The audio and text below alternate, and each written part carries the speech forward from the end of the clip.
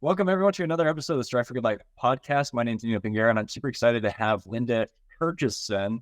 Am I saying that correctly? Yes, you are perfect, Nino. Okay, perfect. Thanks so much for being on the show, Linda. She's a certified nutritionist and online life coach. Thank you so much for being on the show.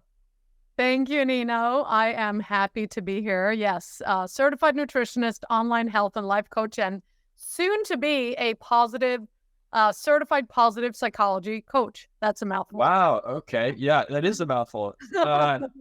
But I know you live up to that, right? Like you have all the certifications, you have the training, so that you deserve that title.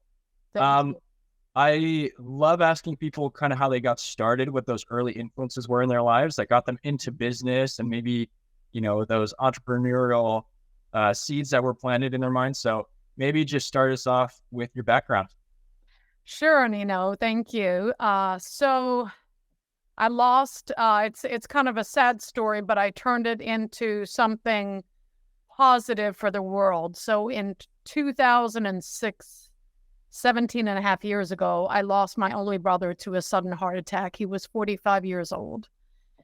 And he had various health conditions, but I think combined with the nutrition, it was the stress as well that really put it over the edge. And it was a shock to the whole family. Heart disease does run in my family, but with any diseases, it doesn't mean that you have to have it, even though it's in the genes. So when this happened, I really took a stronger look at my own health. I have been very active in the gym for the past 32 years, working out consistently 5 times a week. But I took a closer look at my nutrition and just overall health, stress level. I'm a good sleeper, but just the whole relax and restore. And I had this vision of helping others improve their health. So that's what happened to my brother could be potentially avoided with other people. So that's what led me to, after several years, pursue nutrition and get into, I went and got certified in nutrition, certified in yoga. I had various awards in coaching, in athletic training, associate degrees in kinesiology, and other certifications and degrees. And I just really wanted to arm myself with a lot of knowledge. And I had that vision, and I just went for it. I didn't know exactly how it was all going to turn out, but I had the desire. My brother was my why, and he is what keeps me going every day. That's incredible. I mean, to be able to turn such a tragedy into something empowering. I mean, a lot of people, it's interesting. I speak with a lot of different entrepreneurs that have similar stories where they faced some kind of a challenge, and they overcame that in their lives and then turned it around and wanted to help others with that. But a lot of, average Joes, I guess you could call them, regular people, aren't able to make that kind of transformation in their life and aren't able to then turn it into a business. What do you think makes you different in your ability to have been able to do that? When I set my mind to something, I just keep going. Doesn't matter how many times I fall down on the way. I just dust myself off, and I look at everything as learning and feedback, and I just keep going. I'm very determined, and I hire help.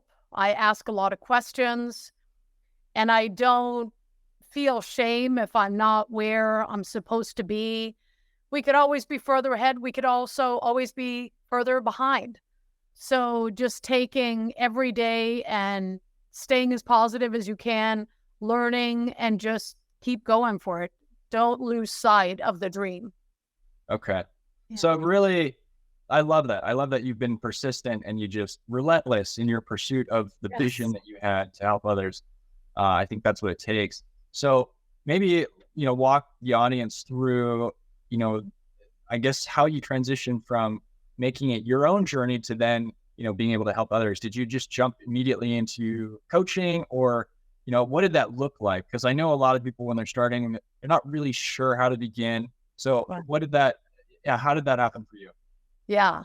So It's my journey as well. I am 56. I just turned exactly 1 month ago today. I turned 56 and I'm in the best shape of my life. I'm nearly 20 pounds lighter than when I was 30. So for me, it was a long journey trying to figure out what to eat and how to eat and when to eat and how to exercise correctly to be the most efficient. And so that took me a lot of stepping stones. And again, I asked for help and I just kept going. And then when I got my certification in nutrition and I had yoga and had personal training, and I thought, okay, I'm going to start helping people. So it was kind of word of mouth and I was stumbling along the way. And I had various clients, some that would come to my house to train, and I would go to other people's houses. I'd meet them in the park and I'd talk to them about nutrition. But I wanted to go bigger. I wanted to serve more people all around the world. So one day I got an ad that showed up on Facebook, and it was a business coach for health coaches. And I thought, okay, that's a sign. And I started looking into it, and it was scary. It was my first coach ever that I hired. It was a huge investment. I didn't have the money, but I am very resourceful.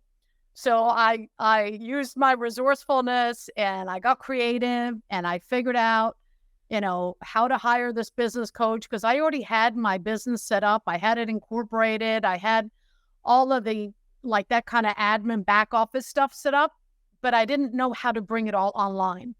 So this business coach really helped me set up everything, use the social media, create the online programs, all of the things. And I was just coached, on a regular basis, how to do things.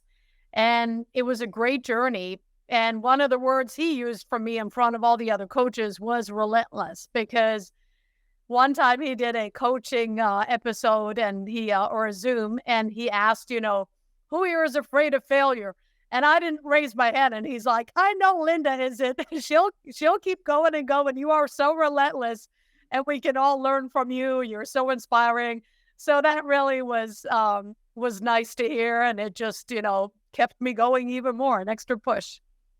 Wow. Okay. So hiring the coach sounds like it was pivotal in your journey. Yeah. Being able to move online was also a big part of that. Yes.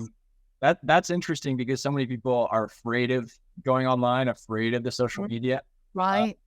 Were there some mental hurdles to overcome as you kind of put yourself out there in the world in that way? Yeah. So I remember the first time when one of the coaches was saying, you got to make your Facebook profile public. And I was like, public? Like everybody can see it, like not just my friends. And they're like, yeah. And I was like, but I hire them to coach me. So I'm going to do what they advise me to do. So I just did it. And I'm like, other people have done it. They're still alive. Nothing bad has happened. Just, keep on going. And so I did. And I really did learn a lot. And like I said, it was scary. It was a big investment for me. But we have to conquer those fears. We have to keep on going, because if we stay in the comfort zone, we're going to stay small. And there's a lot of things we can learn on our own. We can figure it out, especially nowadays with all the technology, the YouTube videos and Google and different master classes and all kinds of freebies that are out there. Yes, we can figure things out, but it's going to take us a lot more time. And what's more important, time or money? We can never get the time back. We can always make more money. So I was like, I want to save the time.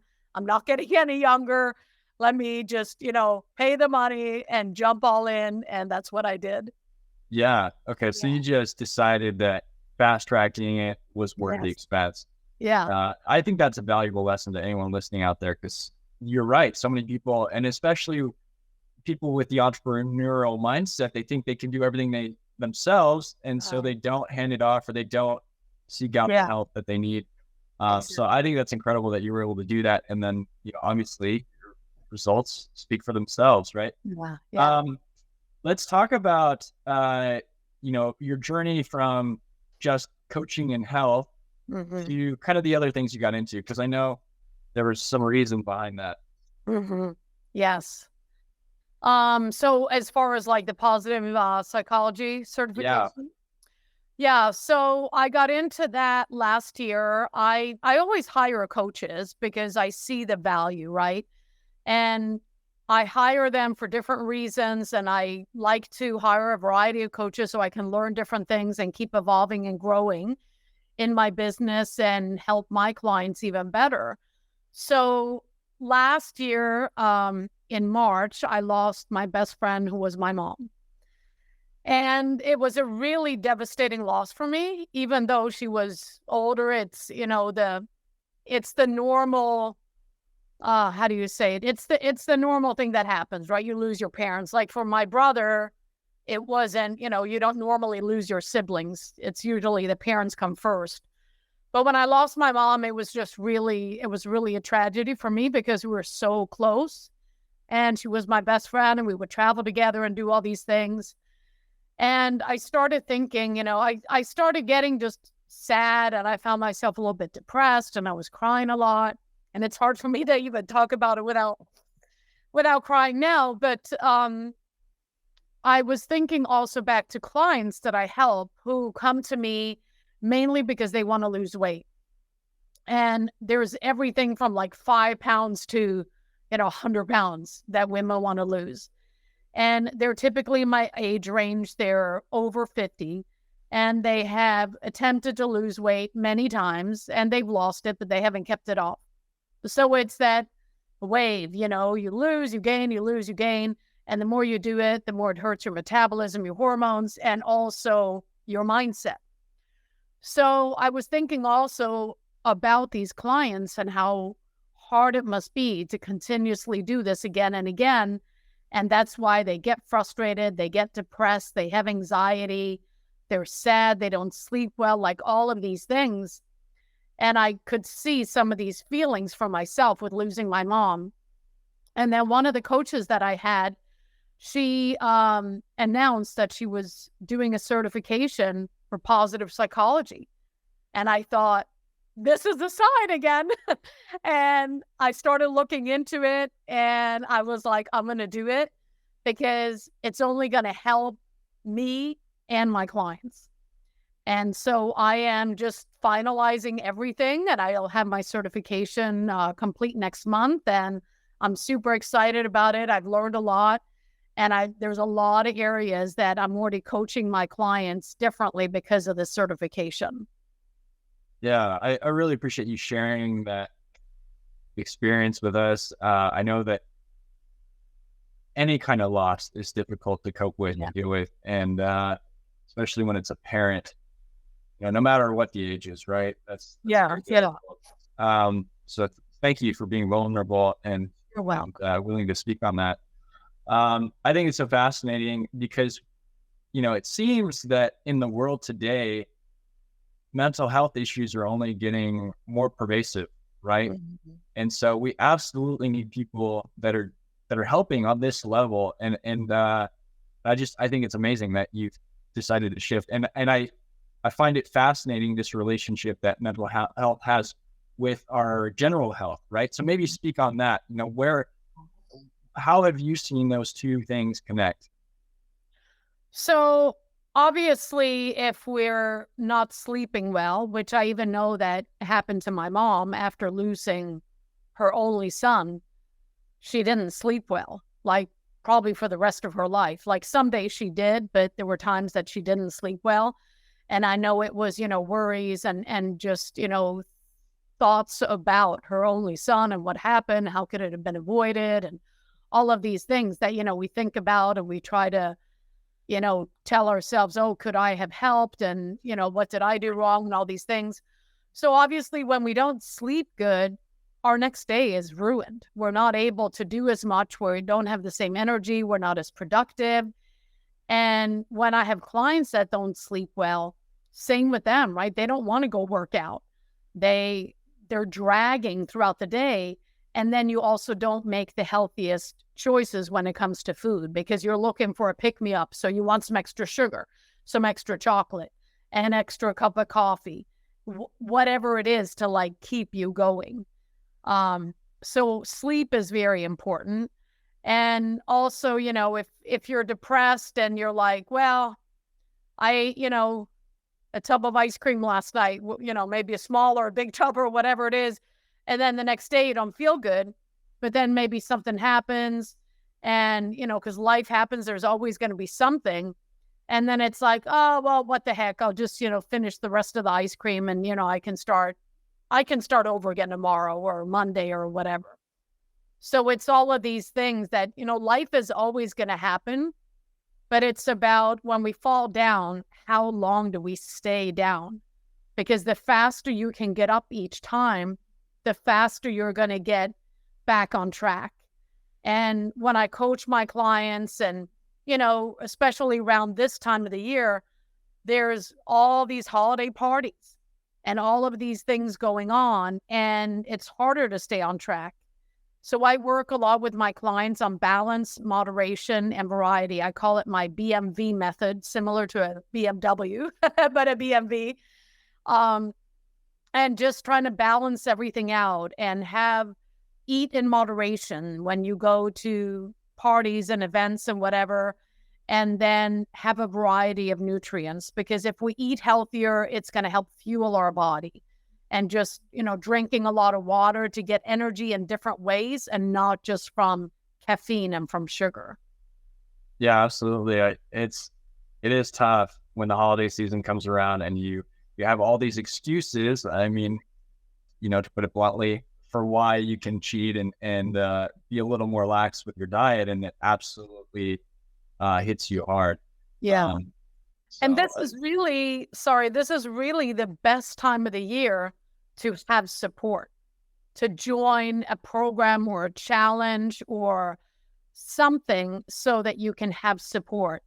And this is when, my clients over the years have always struggled the most because of all the parties and the events on top of everything else. And it's like, okay, this party, this event. And when I coach them and they follow this BMB method and they have the accountability and they have the support and they balance things out and maybe exercise a little bit more, drink a little bit more water, focus on their sleep, on the rest and restore, then they don't gain weight during the season. So this is really the best time of the year with all the temptations around to ask for help. Yeah, absolutely. Absolutely. I think that's valuable advice because so many people have the mindset that, oh, it's just willpower and I'll just kind of muscle through it. Right. But without the support and the accountability, like you said, it is a lot more difficult. Yeah. And why do the same thing that we do every year, right? Wait till January 1st. Why wait till Monday? Why not start on a Saturday? Change things up. Yeah, because it's really about the mindset.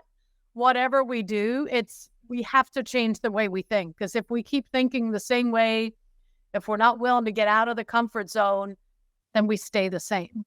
Yeah, absolutely. So that kind of leads me to my next question. What would you say to the people that have the mindset that, their diet maybe isn't the best, but, they don't have any severe health issues. Mm-hmm. They're kind of just floating along. I mean, what's the motivation for people like that to change and improve? So the motivation is, we only have so many years on our life to live. And do you want to live then the best years? Do you want to have the most energy so that you can feel really good about yourself? Do you want to be able to fit into that little black dress for the holiday parties? Do you want to be able to zip up your favorite jeans and have more productivity in your day and in your business because you have more energy? Or do you want to just kind of go with the flow, be the way you are, and whatever happens, it's okay? Do you want to keep just staying in that comfort zone? Or do you want to really grow and evolve and become your best self? Because if you stay the same and you don't do anything, you don't change your diet and you don't get into exercise and you're not consistent, over time, you may end up on some kind of medications for high cholesterol, high blood pressure, something. And then those medications are going to have side effects. So do you want to live with all those side effects? Or do you want to avoid that and position yourself the right way now so that you don't have to end up on medications or use, 20 supplements a day, because we don't need all that. Yeah, I think you can do it, Everyone is capable of doing it, but it starts in the mind and really saying, okay, I'm going to do it. I can do it. I'm going to hire help and I'm going to decide to change. It's making that first decision that is crucial. Yeah. Yeah. I love that. Just in the business world, you see that so many of the most successful people, they're biohackers, right? They're in the best shape of their life. Yeah. Because it then, gives them the energy to perform at a high level in the jobs that they're doing, Right. the businesses that they're running. And so I think it's interesting because, there's this whole movement of body positivity as well, where people are kind of glorifying being out of shape almost. Yeah. But I look at it as, kind of what you've mentioned, you live that way and you don't have the energy, you don't feel good, you're not excited about getting to work and doing amazing things in your life and living, at your highest level. And so I think it's critical. The stuff that you're talking about. Yeah. And it's really about like seeing the possibilities, right? And knowing that it's possible for you and that there's all of these opportunities out there and you can change if you want to. Yeah, I love that. That actually kind of leads me to another point I was going to bring up. You mentioned at the very beginning that high cholesterol ran in your DNA, but that it didn't have to affect your life. So maybe talk about that, because I know that there is a lot of, study around epigenetics now.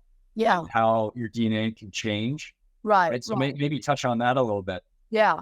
So high blood pressure runs in my family. Okay. Yeah. And my dad had it. He was on a pacemaker. And my brother had heart disease.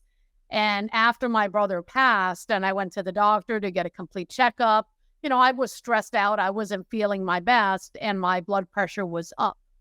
And so the doctor wanted to put me on high blood pressure medications. And I was like, oh gosh, I don't want to be on medication.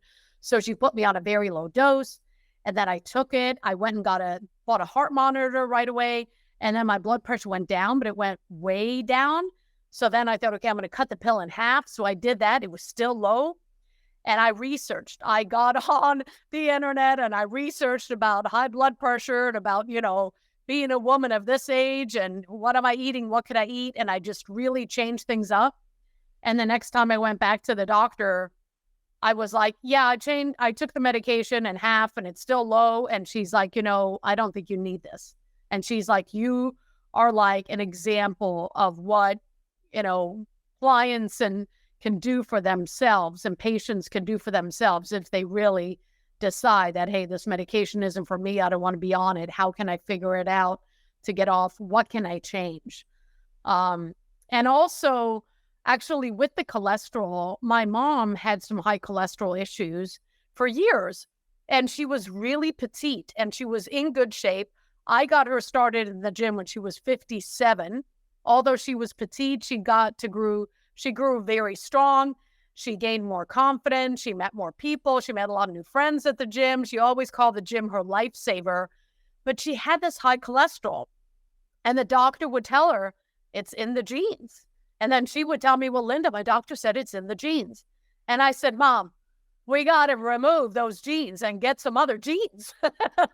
So I worked with her on what she was eating, and we changed up a few things, and the cholesterol went down. And I said, Ma, see, we got new genes on. And she's like, yeah, she was so happy. So most anything is possible if you set your mind to it. I really do. I love that. And I think that's so applicable, no matter what you're doing with your health, or if you're just trying to improve yourself in other areas, your business. If you have the mindset that you can, you absolutely will. Right. Let's talk about, I want to get back to your business a little bit, but before, I had the thought, and because it is really tough for people. You brought up going to the doctor. A lot of doctors just quickly prescribe medicine, right? Medication to deal with things. So how do people, know, I guess, what's good information and what isn't, especially when they're getting it from their doctor, that they need to be on pills? It is very confusing, especially with the internet, because there are, so many diets and there are so many different opinions out there. So it's like, who do you listen to? Who can you really trust? Because also with all the coaches out there and all the different health coaches, not everyone is certified in nutrition and not everyone has helped themselves. So it's really important to do your own homework to see who can you trust, who can you work with, and do they have testimonials and all of that. But when it comes to the doctors and you go there, most doctors, they're paid extra to prescribe medications. And I even had one of my favorite doctors tell me that. He goes, I don't prescribe this certain thing because they want me to do it and I can make this much money on each prescription. He goes, but I don't want to do it. And I was like amazed, we had these conversations.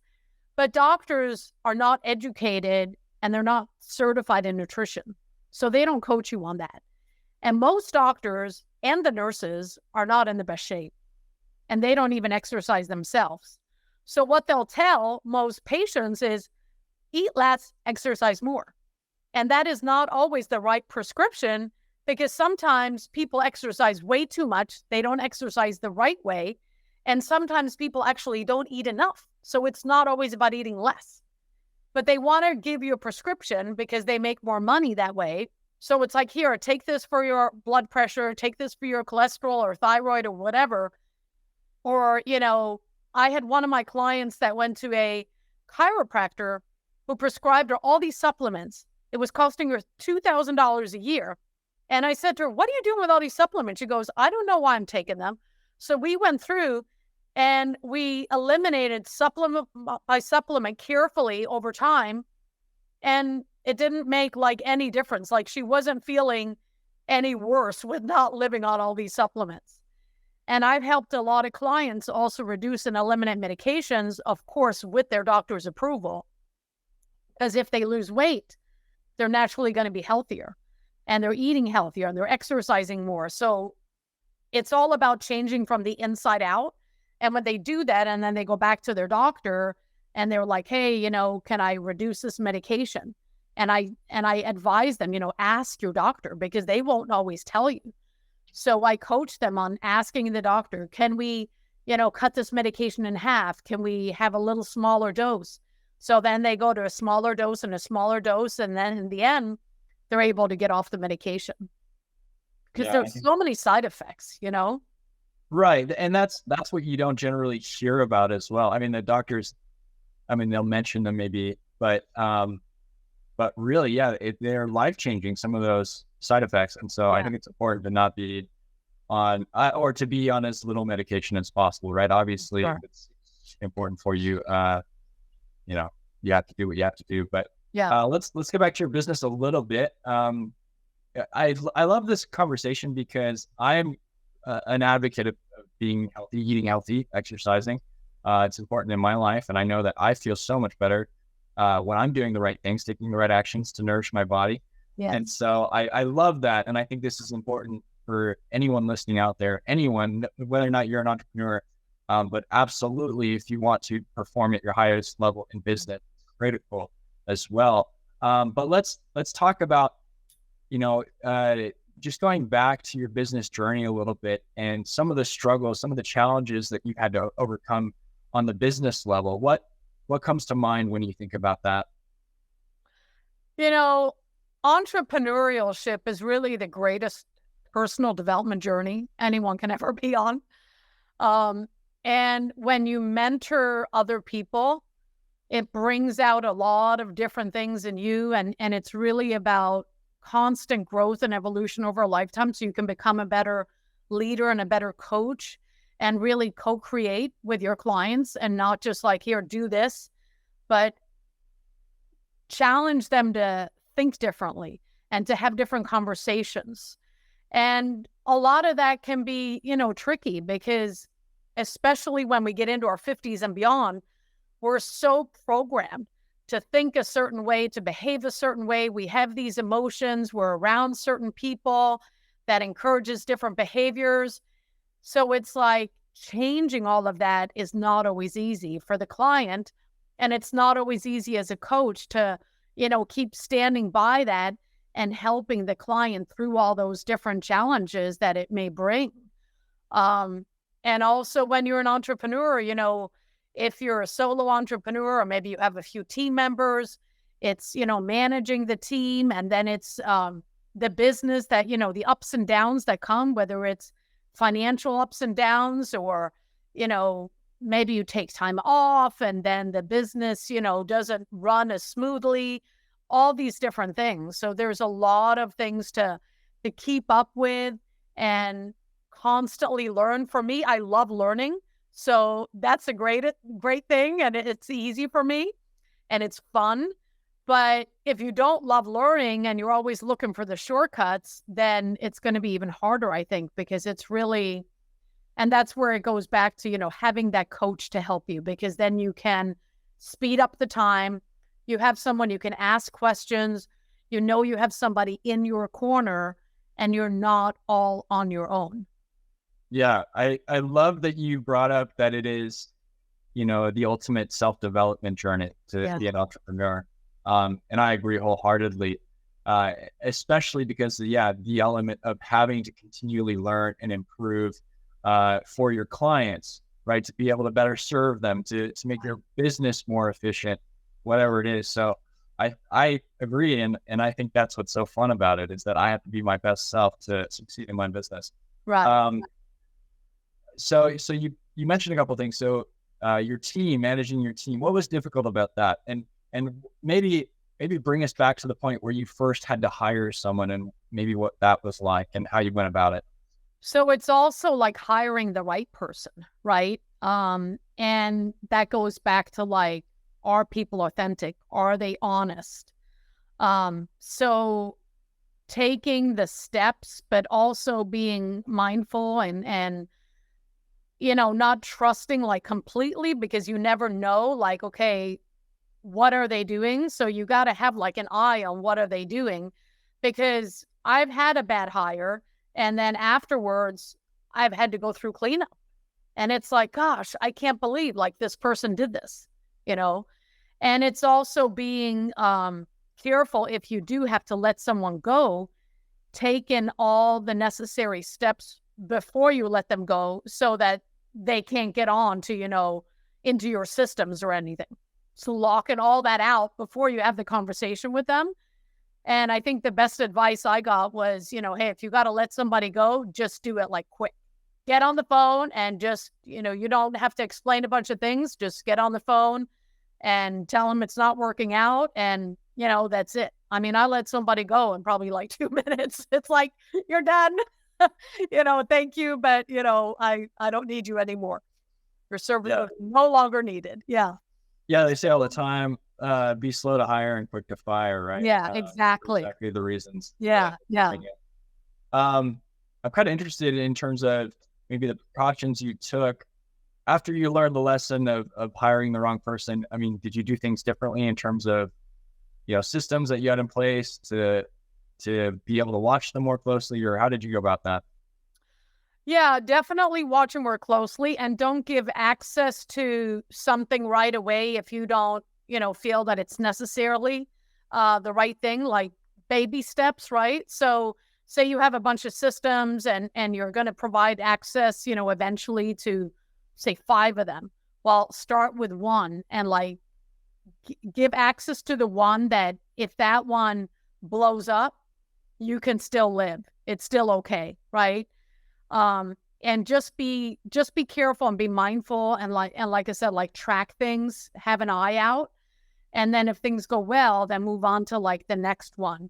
But also I think it's very important to trust your own judgment, trust your intuition, listen to your heart. And like, if you feel like, hey, I don't want to give access to this right away, so I'm going to start with this other thing. And if they keep asking, like, you're the boss, like you make the decision on what you want to provide access to, and keep coaching them.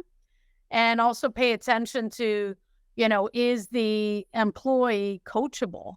Are they there to grow with you, or is it simply just another job? Because I would rather have somebody that's there and who's really excited and who wants it to be a long-term venture together, and not just someone that, oh, you're going to hire me and I'm going to be there for, a short amount of time, because then you have to start all over again. And every time you do that, you waste a lot of time. And again, you can't get that time back. Yeah. Okay. I think that's valuable advice. Definitely. So yeah, it's interesting because obviously they have to be humble enough to accept feedback and be able to change. Yeah. So they have to be coachable, like you said. But right. then the obligation is also on you, though, to be able to coach them. Yeah. So that they can improve. So maybe how have you sought to coach the employees that you've had? How do you start coaching them? Yeah. How do you go about it? Yeah. So I think a good thing is, when you are going to hire your first employee, if you are with a business coach, ask them for advice, like what are the best practices, and then create your own guide, like hiring guide, right? So that from the very beginning, it's like, okay, here's our Google Drive. Okay, add a new employee to that Google Drive, provide them passwords for this, check in with them every so often.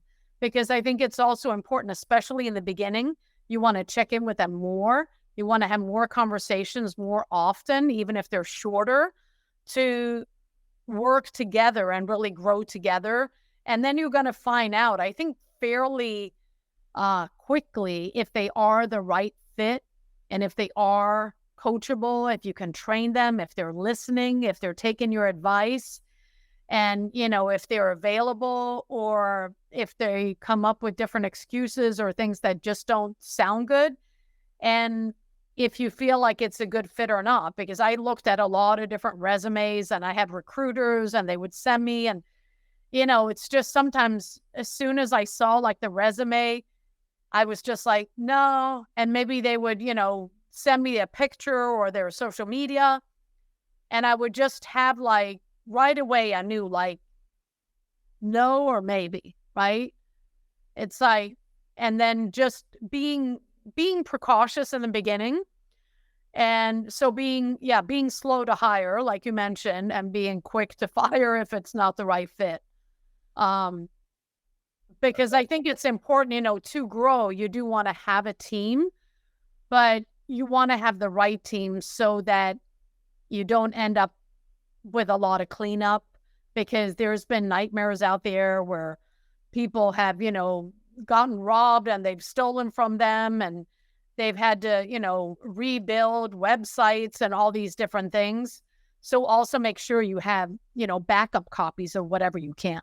Yeah, I think that's valuable advice, definitely. Yeah. So something you said is you kind of brought it up a couple times that you go with your gut on things. Yeah. And follow your intuition. So how has that played a role? Has that been critical? I mean, is that kind of what you lead with always, or do you have other ways of making sure you're making sound decisions? Yeah, well, not always, right? Because we all make mistakes. So there's been times where it's like, well, I don't know if this is the right thing, but, all these other people are doing it and, maybe it's worked for them, or, this coach is saying this and that and whatever. And, it sounds really good. So maybe I should just give it a go. And then you realize, into it that, yeah, maybe I should have listened more to my gut and taken my time and not been like, oh, let me jump into this, because the grass isn't always greener. And so it's a mix of going with your intuition, trusting your heart, but also using your head, right? Does it make sense, because I am also a very logical person and I look at numbers and all of that. So really looking at both, right? And if you're hiring someone, do they have testimonials? With my first business coach, I asked for testimonials and I talked to at least 2 or 3 coaches that were coaching with him at the same time to get their feedback. And one of them was in my age range. And it was the only other person like in my age range, a woman that was coaching with this business coach. And I remember her words in the end. She said, "Don't let fear hold you back." And I was like, yep. So you want to be logical. You want to trust your intuition, but you also want to, not overthink it. Because if you think about it too long, then you overthink it. So also take a chance and jump in, make a quicker decision. And then, if it doesn't work out, take what you can from it, because not everything is going to be roses, right? Not everything is going to be perfect. So take away from it, what did I learn? And what can I do better? How can I make a better decision the next time? And just, average those things out. So I think it's important to, do your homework, see if they have testimonials. If there's someone you want to talk to, depending on the investment, then do that. But I think definitely if you're hiring any kind of coach, they should have testimonials.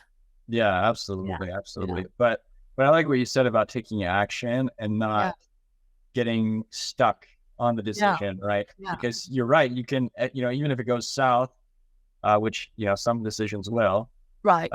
You can, roll with the punches and learn from that and just get better as you move forward. Yeah.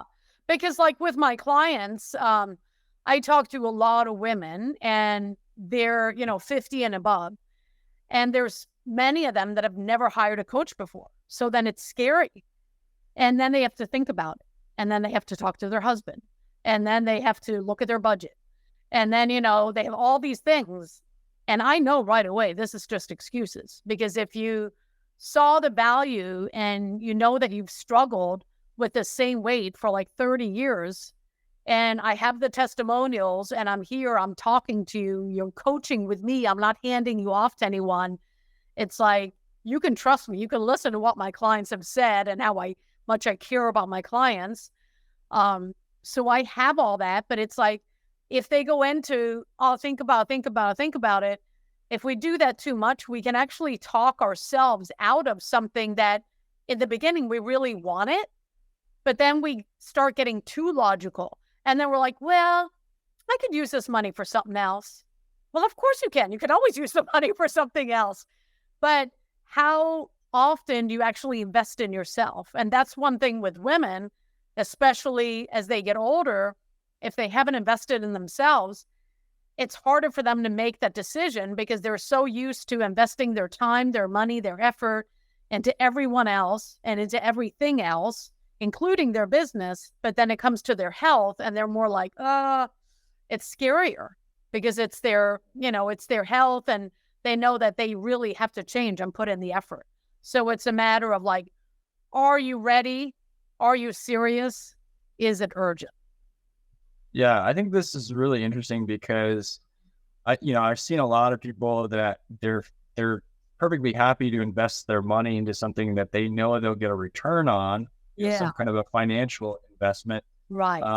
But then when it comes to self-improvement or, taking the next level or their business to the next level through coaching, like you mentioned, they're more reluctant. And it's interesting to me, that dynamic and where people struggle with that. Yeah, I think, like you mentioned, the ROI, they look at, okay, I can get financial return on investment if I hire this business coach and I can make this amount and X amount of time, blah, blah, blah. But there's also women that invest pretty high amounts into like mindset and personal development and spiritual coaching and energetics and, hypnosis and all these different things. But I think that's also easier because it's like they're sitting there and they're listening and they're taking more things in. But when it comes to like their health and losing weight, you can't just dream your way into that. You can't just imagine and meditate on it. You have to take some action. You got to move your body and change the foods that you eat and all of that. And it's like, I think it's that effort that scares them because sometimes they're afraid of, do I have to give up everything? Can I not have my wine anymore? Can I not have, my chocolate? And I let them know you can have all of that, but, in moderation. Goes back to the BMV, balance, moderation, and variety. Yeah, that's so interesting to be in a situation like yours where you're right. I mean, people are fighting this inertia, right? Mm-hmm. Because they absolutely have to get up and, stand on their feet and actually go to work physically to make the change. So how do you motivate people on that level to take action? So when it comes to motivation, you need to have your own motivation, right? You can't really look to other people to motivate you because the other people aren't going to be there 24/7. So to me, it's more about coaching my clients to create momentum So let's get started with some kind of exercise. Say that it's walking. Like one of my clients who lost 50 pounds, her main exercise was walking. And she didn't even start walking for months into the program, but she started changing her diet and the weight just kept falling off. But then when she started walking, and then, slowly, like 15 minutes and then 20 minutes, and, maybe started with 3 days a week, went to like 4 days. And now she's walking every day. But I always coach my clients on having the momentum and think about, how do you feel afterwards? If you don't want to go for the walk, if you don't want to go to the gym, after you've actually done it, ask yourself, how do I feel? All of them say they feel better. So I say, focus on that feeling that you know that you're going to have afterwards, because that is the momentum. That is your motivation to go. And get things ready, like planning, having a schedule. I'm running like a separate year-long mastermind where I'm diving into different areas of life. And the first one that we're working on is conquering time management, because that's really where most people struggle. And if you can better manage your time, you're going to find time for exercise. And then you're going to see how much better it makes you feel, and you're going to want to do it again. So you're getting into that momentum, and it's easier to keep it going. And then little tricks like putting your workout clothes out there ready, having your shoes and you can actually see them. So it's all these reminders, right? Absolutely. Absolutely. I love the parallels between this and entrepreneurship again, because it's the same thing when starting a business, just putting a little bit of effort in on the weekends, to start planting seeds with something, whatever it is. Because a lot of people I talk to, I've spoken with so many people that want to start a business, and they keep talking about it and thinking about it, and they consume all the content to kind of feed that, right? Yeah. They don't actually take action, and they think that one day they're just going to wake up and all of a sudden be able to start something successfully. When in reality is there's a lot of trial and error between now and a successful business, and you got to put in, those baby steps, that effort, to see if it'll work, to see if it can, have legs to stand on and get off the ground with. So, yeah, you have to plant the seeds, because it takes a while for everything to blossom, right? And you can't just wake up and, oh, there it is. No, you have to do the work. Just like with losing weight, you have to do the work.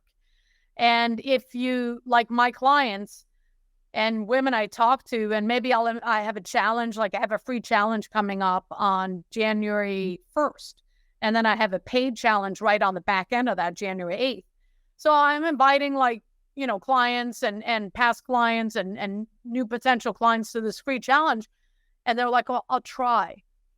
And whenever my clients say, I'll try, I'll say, no, you either do or you don't do. There is no try.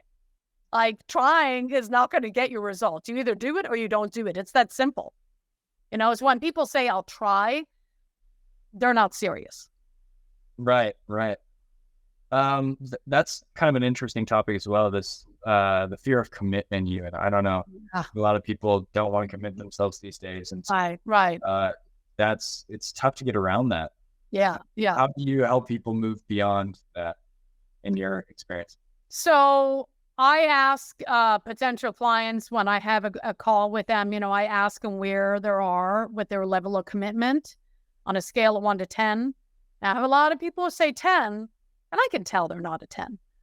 And I will give, people homework like, hey, check this out, look at this video, or fill out this form or whatever before we get on a call. And if they haven't done it, I know they're not as committed, right? I can tell with, I'm very observant. I can tell who's really committed, who's into it. And those are the people who get the best results, the ones who have high commitment, who take, quick action, and they go all in. Because if you're not committed and you're afraid of committing, then, you're just holding yourself back. You're playing small. And it's like, think about, when did you commit before? Like, did you commit to buying a house? Did you commit to like a full-time job before? Did you commit to getting married? Did you, when someone had proposed to you, did you say, I'll think about it? I'm going to try? No, it's like yes or no. You know, you're either all in and you're fully committed or you're not. So you have to be committed, really. Yeah. And the commitment, maybe it's not, at a 10. And I can work with people, maybe it's at a 7, but if it's at a 2, it's like, no, like we'll talk in a year from now, or we'll talk later when you're ready, or your commitment level has changed. And sometimes, sadly, the commitment level is higher if something has happened, right? If they go to the doctor and the doctor says, oh, your cholesterol is way too high, we have to put you on medication. Or they decide to step on a scale and it says 200 pounds and they thought they weighed 165. So it's like something that triggers it. And then they're like, oh, okay, I got to do something. But why wait till that happens, right? If we do things sooner, we make it easier on ourselves. Right. So that's the difference between being in a reactionary state and being proactive. Right. And, making a conscious decision about the life that you want to live. Yeah. I love that. Yeah. You said some interesting things about testing commitment. So for anyone listening out there that's a business owner, right? Yeah. I love that you've brought, choosing to work with the best clients into this, right? That's kind of essentially what you're saying. Yeah. And filling out forms or doing little things like that. Right. To see if they're committed, to see if they're taking action quickly. Yeah. And then only working with those that have shown their commitment. I think that's amazing. And I think that's how you're going to get great results in your program. That's how you're going to get amazing testimonials. Right. Referrals and all of that, right? Because if they're not committed and they're not all in, they're going to get mediocre results. And what are they going to do? They're going to blame the program, which it's not. It's like, what did you do? What did you change? And some, women will admit like, well, I didn't do the work and it's, it's not me. It's not you, it's me. And I should have done more. And it's like, then they get into shaming themselves. And it's like, well, maybe you have been through a lot of different things and maybe you've been able to maintain your weight versus maybe if you were on your own, you would have fallen off and you would have gained weight. So it's like, bring it back to the positive and to what you have done.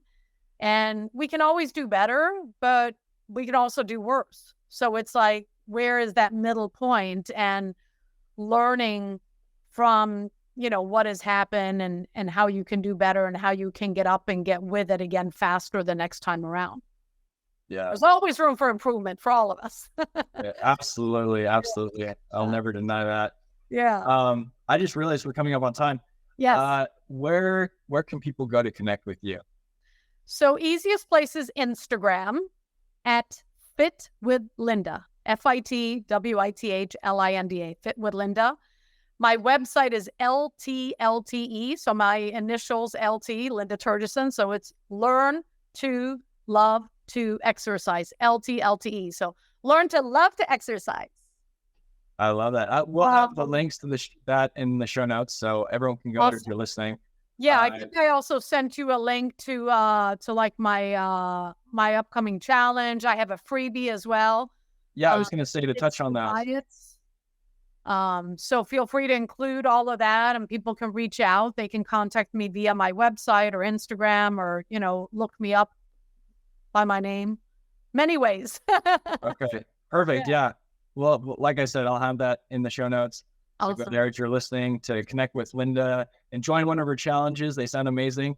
Thank you so much for being on the show. What is your final message to our audience? Get started. Don't delay, because time is important and we want to feel good. We want to feel good for longer. So get started. You don't have to change 10 things right away, but even if you make one simple change, like drinking more water or walking a few extra steps, one extra time around the block, or getting up, a little bit earlier, or, eating a little bit less, or go to bed a little bit earlier. Like there's little changes that we can make, but get started, do something. Don't delay, because I always say you are the most important person there is. I love that. That's a perfect way to end this. I know that what you're doing is changing lives for the better. I know how important health is, to be able to live life to the fullest. Yes. And perform at the highest level in business as well. So if you're listening, connect with Linda, work with her. She's amazing. And thank you so much for being on the show, Linda. And tell everyone out there, make sure you're subscribed on whatever platform you're listening to this on. Please share this with others as well. That helps us out. And we'll see you guys in the next episode. Thank you, Nino. Appreciate it. Bye.